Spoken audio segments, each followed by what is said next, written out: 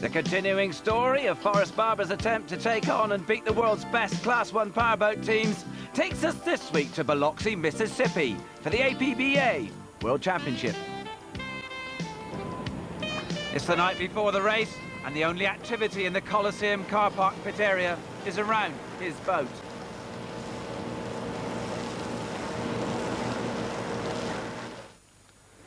But next morning, the shrimp boats find alien craft and unusual behaviour on shore. Oh, say, can you see by the dawn's early light what so proudly we hailed at the twilight's last? It's very intense. Sometimes it's very frightening, but it's always after the event is over or during it, you take a lot of pride in the good things that you've done and look at what you could do better.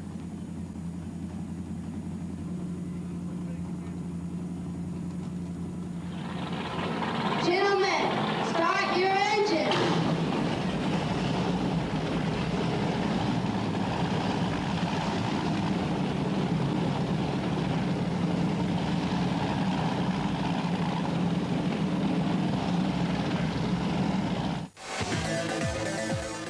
The first race in the World Championship began with a dream start for Barber and Tomlinson.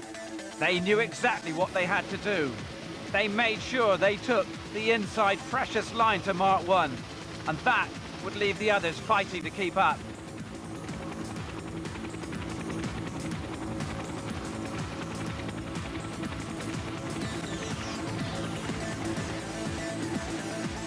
And they went on to record a convincing win and set the standards for the final race.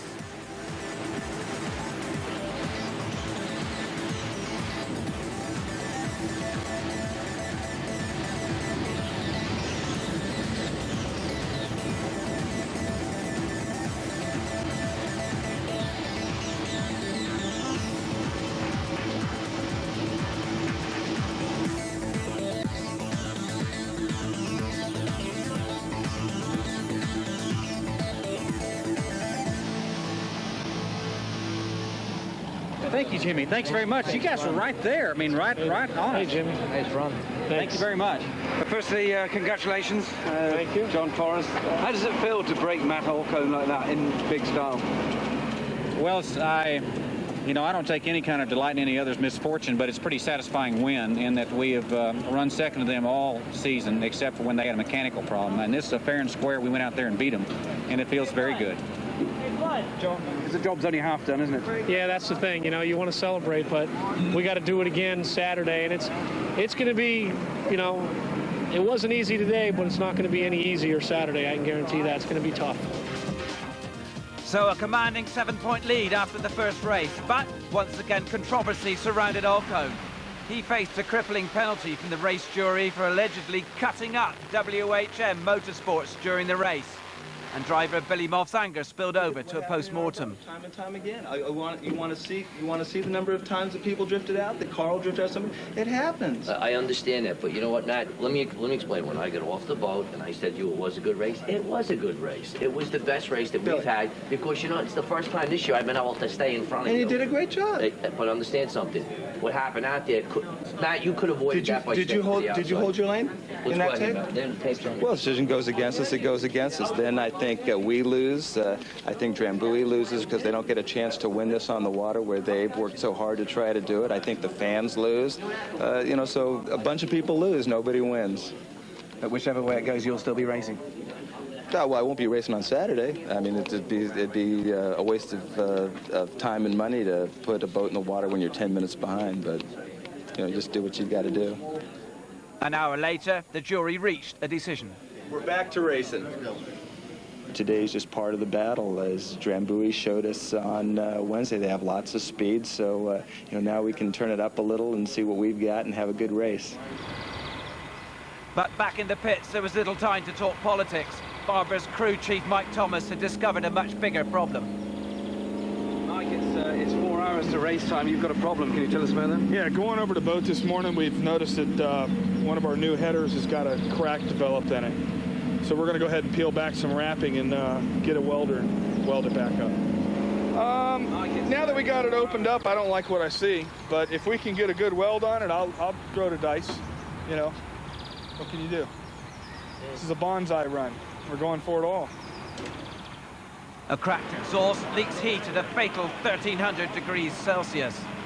It's a hiccup. I'm just glad that our guys discovered the problem as soon as they did, so we can get it repaired and get back in the hunt.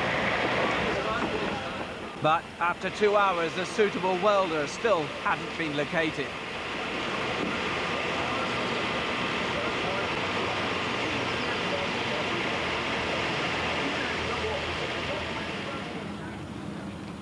Things were looking much brighter, though, for Alcone. Morning practice had passed without hiccups, and he had time to relax and reflect on the unpredictable excitement of powerboat racing at world-class level.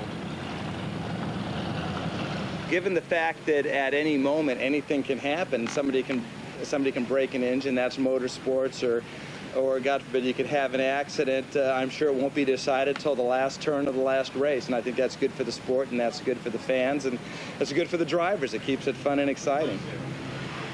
Then, with just 70 minutes to race start, the smile returned to Forrest's face.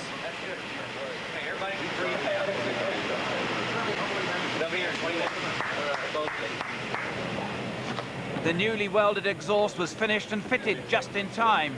But would it withstand the extraordinary pressure of an hour's racing?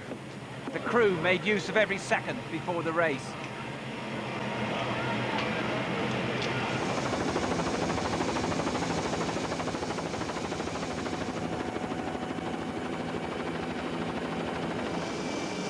Right on time, they made it to the start of the final heat of the World Championship. It really was, as Mike Thomas described it, a banzai run. Everything to play for and everything to win.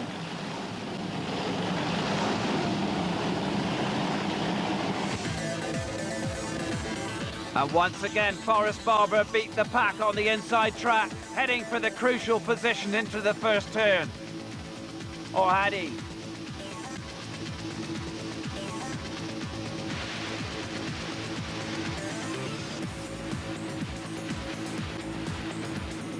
Alcone, out for the kill with nothing to lose, takes the biggest gamble of his racing career. And Barber's crew, watching from the shore, see him speeding up from the back of the fleet to take the start flag flat out. Halfway to the first mark, he forces Barber and Tomlinson to give him room on the inside. Now, if he can make the first turn, he'll achieve a potentially unbeatable lead. But what happened next, no one could have forecast.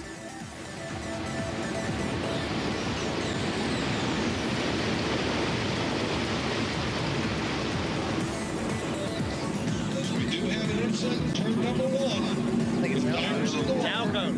Alcone went over. Back over flag. Boat's upside down all over the course here.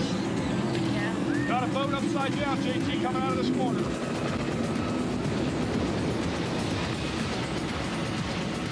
A cooler head and a steadier hand had paid off for Barber and Tomlinson. Alcone could only watch as his race for the World Championship was over. But the worry now for Barber's crew was, would the repaired exhaust hold out? Drambuie is taking the lead. Oh, yeah. We got a large lead. First place in modified.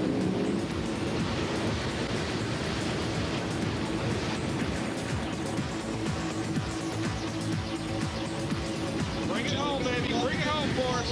Ryan Connor, fourth place in modified. It did, and unbelievably in their first season, Forrest Barber and John Tomlinson lifted the world titles. They did it on merit, by applying the pressure when it mattered.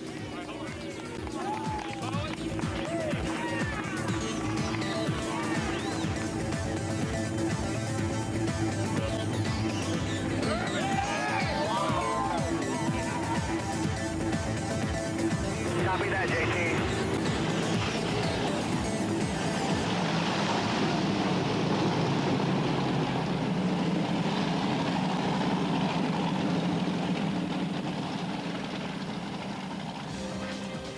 Matt Alco was left to ponder on his bronze.